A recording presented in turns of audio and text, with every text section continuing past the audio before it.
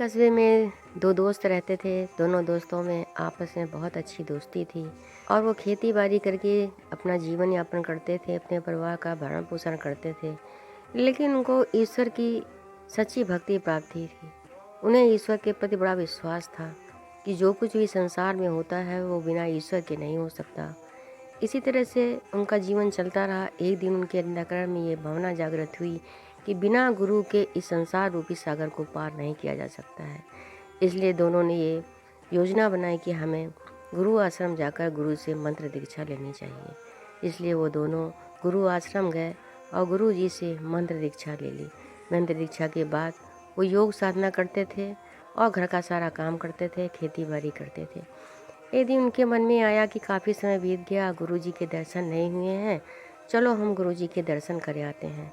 ऐसा विचार कर दोनों घर से निकले और पर्याप्त मात्रा में धन लेकर के निकले।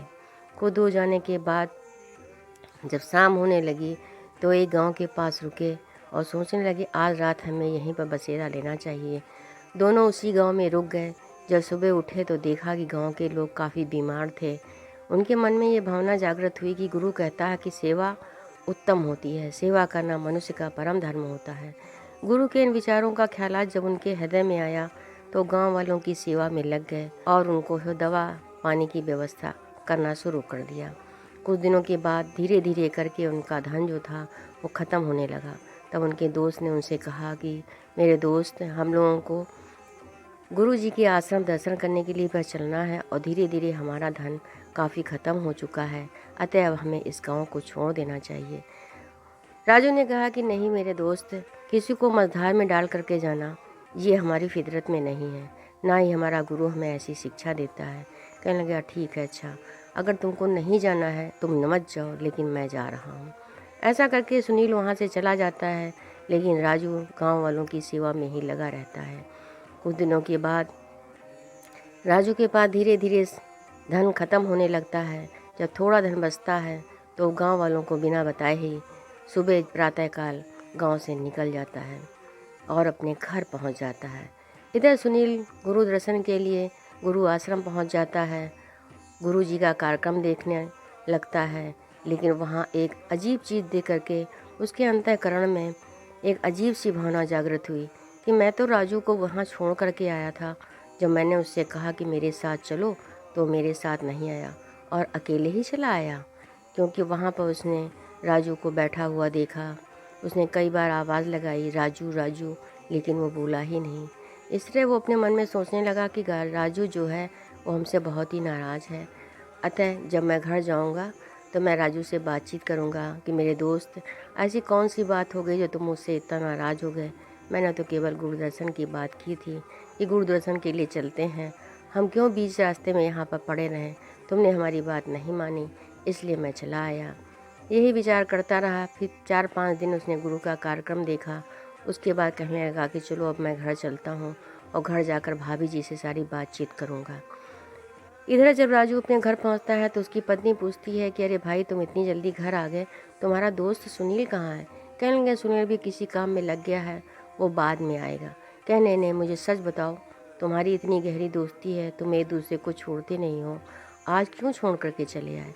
कहने लगे मैं छोड़ के नहीं आया हूँ, मेरे पास धन खत्म हो गया था, मैं गाँव वालों की सेवा में लग गया था, इसलिए सुनील गुरुदर्शन के लिए चला गया और मैं नहीं जा पाया।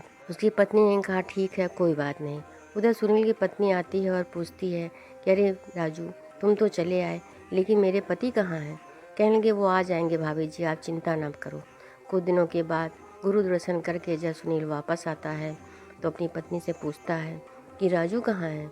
कहने लगे राजू तो कब के आ चुके हैं, उनको 1 हफ्ता हो गया यहाँ आए हुए।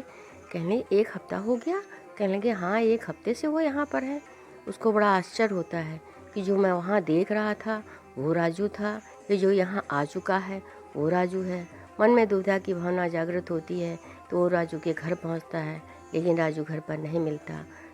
उसकी पत्नी बताती है कि वो कहीं बाहर गए हुए हैं। वो तुरंत वापस आ जाता है अपने घर और इसी सोच में डूबा होता है। थोड़ी देर के बाद जब राजू अपने घर पहुँचता है तो उसकी पत्नी कहती है तुम्हारे दोस्त सुनील आ गए हैं, वो तुम्हें पूछ रहे थे। वो दौड़ता दौड़ता फौरन सुनील के घर पहुँचता है और गले लग जाता है कि अरे मेरे दोस्त, तुम आ गए, वहाँ तुमने क्या क्या देखा। गुरु ने कौन कौन सी बख्शीश दी, सब तो तुमको याद ही होगा। कहने लगे मुझे याद तो सब कुछ है, लेकिन मेरे दोस्त मैं वहाँ जाकर भी वहाँ नहीं था और तू ना जाकर भी वहाँ था। कहने तू कैसी बातें कर रहा है? कहने लगे मैं सच बोल रहा हूँ, मैंने तुझे वहाँ देखा, मैंने तुझे गुरु के पास बैठे हुए देखा, मैंने तुझे लंगर पान करते हुए देखा, सब कुछ मैंने देखा वहाँ पर। कहने लगा नहीं मेरे भाई, मैं वहाँ नहीं गया था।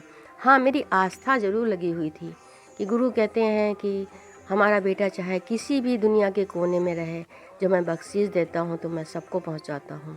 तो हो सकता है मेरी याद में गुरु को मैं याद कर रहा था तो उन्होंने मेरी भी याद की हो और मुझे बख्शीश पहुँचाई हो, इसीलिए तू मुझे बार बार देख रहा था, क्योंकि तेरे अंतःकरण में मेरे प्रति ये था कि मेरा दोस्त नहीं आया और मैं आ गया हूँ। शायद इसी वजह से तो गुरु तुझे ये चीज़ दिखा रहे थे, और कोई बात नहीं है। दोनों एक दूसरे के गले मिलते हैं और कहते हैं हमारा गुरु धन्य है, हम लोग धन्य हैं जो ऐसे महान पुरुष के साथ हमारा परमात्मा का साक्षात्कार हुआ है।